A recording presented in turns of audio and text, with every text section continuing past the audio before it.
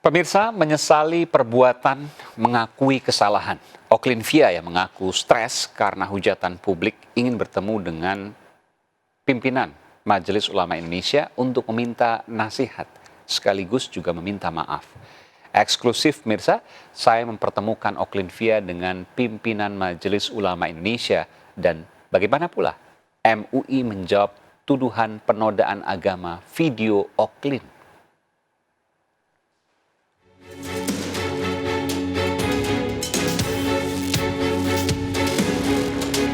Dan pemirsa, saya sudah berada di Gedung Majelis Ulama Indonesia, persis di depannya di Jakarta Pusat bersama dengan Oklin-Via ya, dan juga Mas Budiansa pengacaranya. Nih Oklin nanti saya ajak masuk ke dalam ya. Iya, Pak. Siap ya. Saya sudah menghubungi beberapa ulama di Majelis Ulama Indonesia dan saya akan coba masuk ke dalam. Saya sudah tanyakan siapannya. Oklin siap juga untuk sini karena Oklin juga sebenarnya punya keinginan juga untuk ke sini ya. Betul. Ya. Betul ya Pak ya? Betul. Jadi memang yang hendak ke Majelis Ulama Indonesia itu sesungguhnya bukan saya pribadi, tapi Oklin sendiri. Bisa ceritakan kok kepikiran mau ke Majelis Ulama Indonesia, sempat terpikir seperti itu? Ya, karena aku di sini kan pengen dapet usulan dari mereka, lebih tepatnya pengen dapat Dari para ulama ini ya? dari para ulama ini, dan juga pendapat dia bagaimana. Aku pengen tahu, dan aku pengen minta maaf yang paling penting itu juga Ya. untuk masyarakat Indonesia dan juga MUI ini. Ya, ya. Aku pengen minta maaf langsung. Ini hal yang memang pemirsa belum pernah dibayangkan oleh Oklin-Via, seorang mahasiswi sekarang usia 21 tahun, meskipun kuliahnya agak terlambat ya, karena lambat sekitar 2 tahun mungkin ya, karena sempat mencari uang untuk melanjutkan hidup. Tapi sekarang alhamdulillah sudah bisa membiayai kuliah sendiri, ada juga bantuan dari keluarga mungkin? Tidak, hanya sendiri, semua sendiri ya, lewat endorse media sosial. Meskipun di endorse media sosial ini, ya boleh saya katakan terpleset pada hal-hal yang dianggap melanggar kesusilaan. Tentu ini menjadi sebuah pelajaran penting, bukan hanya untuk Oklin-Via, tapi juga untuk kita bangsa Indonesia, bahwa hati-hati berkonten media. Kita coba masuk ke dalam, Mas Budiansa. Oklin ya, bismillah kita masuk ke dalam, kita bertemu dengan Pak Kiai Iksan, nanti kita lihat ke sana ya. Kita masuk ke dalam. Saya masuk ke dalam pemirsa bersama dengan Oklin-Via dan juga pengacaranya.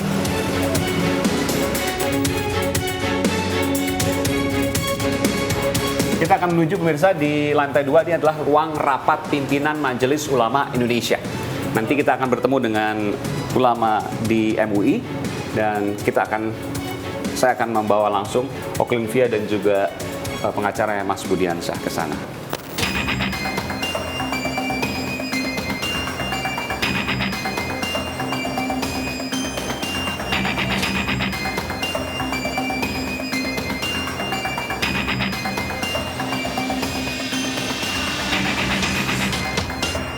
Dan pemirsa, saya sudah berada di ruangan Ketua Majelis Ulama Indonesia, namun saya diterima oleh salah satu pimpinan Majelis Ulama Indonesia, Pak Kiai Haji Iksan Abdullah. Pak Iksan, terima kasih Pak Iksan. Jadi ini bukan keinginan saya, tapi ternyata keinginan dari Oklin-Via sendiri. Yang saat ini nggak pernah dibayangkan sebelumnya, ia terjerat kasus hukum. Ada 3 kasus yang menjeratnya, yang dilaporkan. Yang pertama adalah Undang-Undang ITE terkait dengan pelanggaran kesusilaan. Yang kedua konten pornografi, yang ketiga adalah penistaan agama atau penodaan agama. Iya.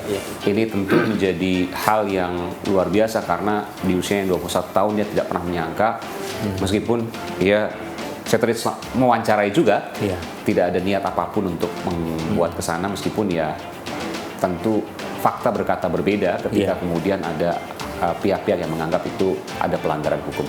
Mungkin Via bisa disampaikan sesuatu ke Pak Kiai, silakan. Nah, sebelumnya Pak Kiai terima kasih banyak sudah mau menerima saya, dan juga terima kasih Aiman sudah menyalurkan saya kepada pihak MUI itu sendiri. Di sini niatan saya benar-benar ingin minta maaf yang pastinya, pertama pengen minta maaf dan ingin mendapatkan petua dari Kiai sendiri. Ya. Mas Aiman, terima kasih atas kehadirannya di MUI, juga Adinda Oklin ya.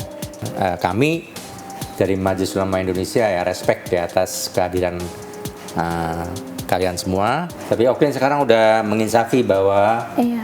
hal yang seperti itu tidak pas atau tidak pantas atau tidak patut gitu ya. Iya, Pak. Nah itu gimana kira-kira? Apa seperti itu? Banyak banget pelajaran yang saya dapat dari hal ini, dan ini pelajaran yang sangat berharga yang pastinya buat kehidupan saya di kemudian hari. Dan saya jadi sadar lah Pak, lebih sadar, dan saya tahu saya salah. Ya, terima kasih Oklin telah Mas Aiman telah menginsafi perbuatannya, dan itu adalah bagian terpenting dari seorang muslimah ya. Jadi bila keliru ya kita menyampaikan permohonan maaf yang kemudian memperbaiki untuk tidak lagi melakukan hal-hal itu. Dan itu saya kira Mas Aiman dan lawyernya Oklin juga dari sisi perspektif agama memang itu bukan penodaan agama ya, bukan sama sekali. Atau yang dilakukan Oklin ini ya, karena saya tahu bahwa Pak Iksan Abdullah ini adalah Ketua Bidang Hukum juga Pak ya? Ya, Wasekjen Bidang Hukum dan HAM. Bidang Hukum dan HAM Majelis di Ulama Indonesia. Pimpinan MUI di Bidang Hukum dan HAM di MUI. Ya, betul. Jadi tentu tahu juga soal hukum. Ya. Menurut Bapak ini bukan soal penodaan agama. Ya, jadi kami memang selama ini hal-hal yang berkaitan dengan hukum, termasuk bab yang penodaan agama dan lain-lain, dari mulai yang kecil-kecil sampai yang besar-besar ya ke kami lah urusannya. Iya. Jadi saya kira itu jauh, bukan penistaan agama, apalagi menodai agama. Tetapi itu bab yang tidak pantas atau kurang patut atau etika yang nggak match lah, nggak nyambung. Jadi ini pelanggarannya terhadap etika dan moral. Dan ketika pelanggaran itu apalagi kepada etika dan moral, kepada agama pun kalau dia sudah memohon maaf, menginsafi perbuatannya, tidak mengulang, ya Allah aja maha penyayang, maha pemaaf.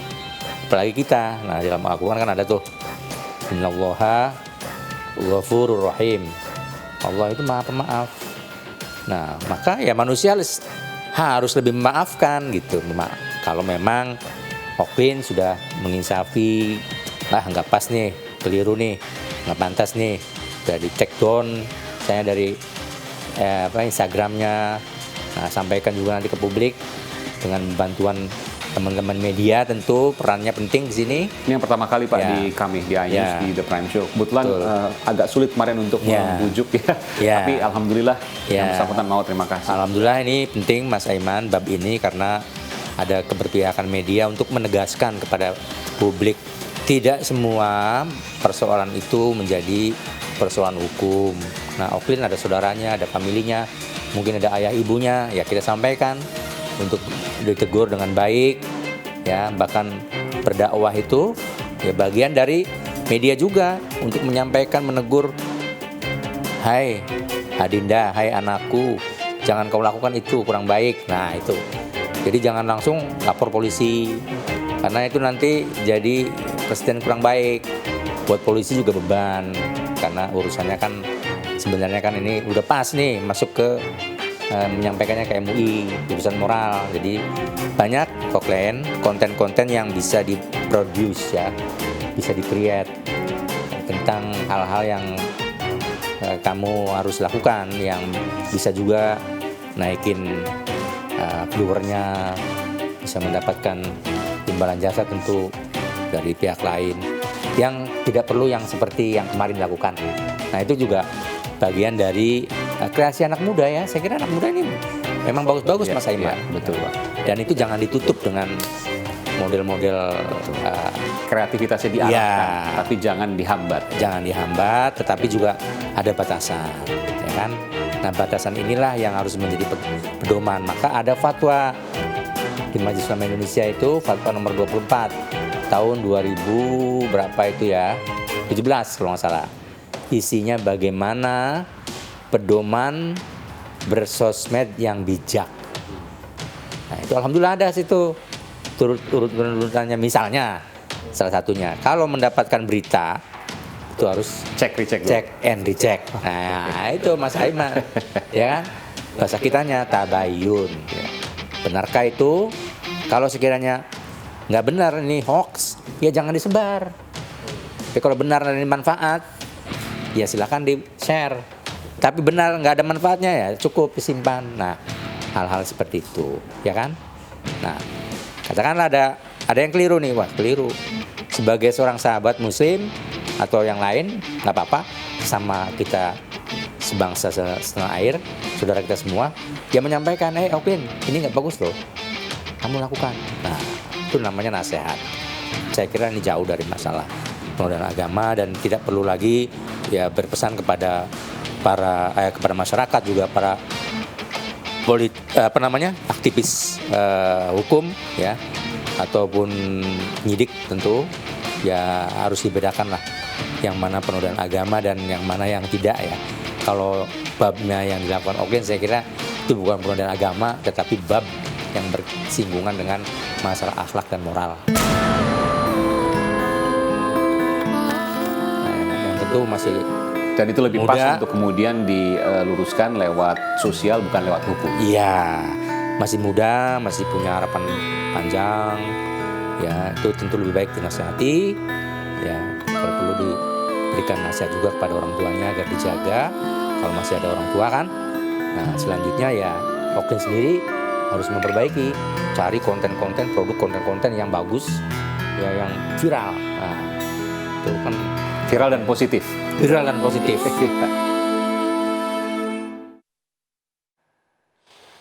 Pemirsa, meski mengaku menyesal dan meminta maaf, proses hukum Oklin Via tetap berjalan. Total ada 3 laporan, kalau dijumlahkan lebih dari 10 tahun penjara ancaman hukumannya.